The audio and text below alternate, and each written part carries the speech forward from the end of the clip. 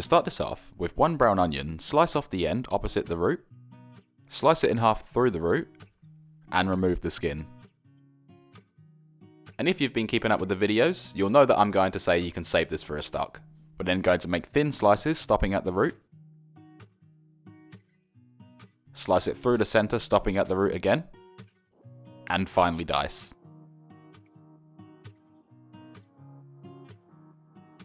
Make sure to trim any excess flesh from the root to avoid wastage.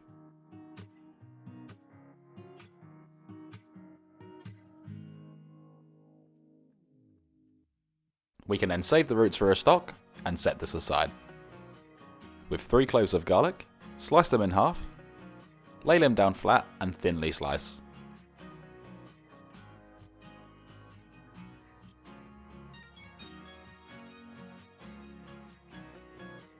And once sliced, set them aside. Here is 4 grams of flat leaf parsley. We're going to scrunch it into a tight ball, give it a rough chop,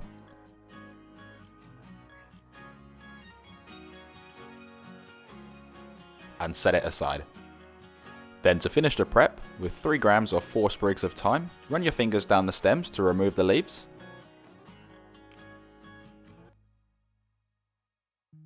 And we can save the stems for a stock.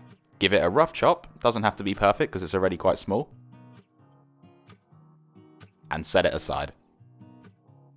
Place a large heavy base skillet onto your stovetop over a high heat and allow it to get nice and hot. Once hot, pour in 1 tablespoon of olive oil, along with 2 tablespoons or 28 grams of clarified butter. Break up the butter and allow it to melt, and the olive oil will prevent the butter from burning quickly as it has a high temperature smoking point. Once melted, add in the diced onions. We're then going to sweat these off, which means cooking without colour, and to do this we're going to stir the onions frequently for 3 minutes, or until they're very lightly golden and translucent. After 3 minutes, add in the sliced garlic, mix it through and saute for 45 seconds to release those flavours, making sure that we stir it frequently. After 45 seconds, pour in 2 tablespoons or 30 milliliters of white wine to deglaze the pan, and be careful as it may flambe. This can also be substituted for vegetable or chicken stock. Mix that all through and continue to saute for 1 minute to cook the alcohol out, making sure to stir it frequently. After 1 minute, pour in 400 milliliters of heavy thickened cream, the chopped parsley, the chopped thyme, 1.5 teaspoons of sea salt flakes, and 1 teaspoon of cracked black pepper, equivalent to 10 cracks on a pepper grinder. And always remember that seasonings to your taste you can always add but you can't take out. Mix all of that together and bring the sauce to a boil.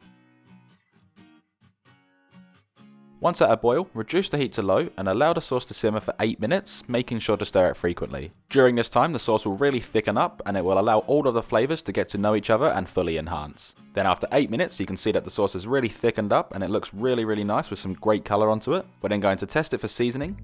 I'm personally going to add in another 1 teaspoon or 10 cracks of black pepper, and half a teaspoon of sea salt flakes. If you did season the sauce, mix it through and simmer for a further 2 minutes.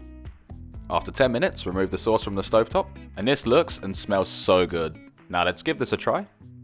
The flavour in this sauce is absolutely incredible. It's rich, it's creamy and smooth. The garlic and onion create the most amazing flavours, the wine adds sweetness, and the herbs create a really fantastic background flavour. This recipe serves 4, but can easily be doubled, tripled and so on. It can be kept in the fridge for up to 3 days, and to reheat, just place it into a pot or a pan over a low heat and stir it until it's nice and hot. I wouldn't recommend reheating it in a microwave as the inconsistent heat could possibly curdle it. I really hope you enjoyed this video and I was able to teach you something. If you did enjoy this video, be sure to smash that like button and consider subscribing to stay up to date with more fantastic recipes. Thanks for watching, stay safe and enjoy.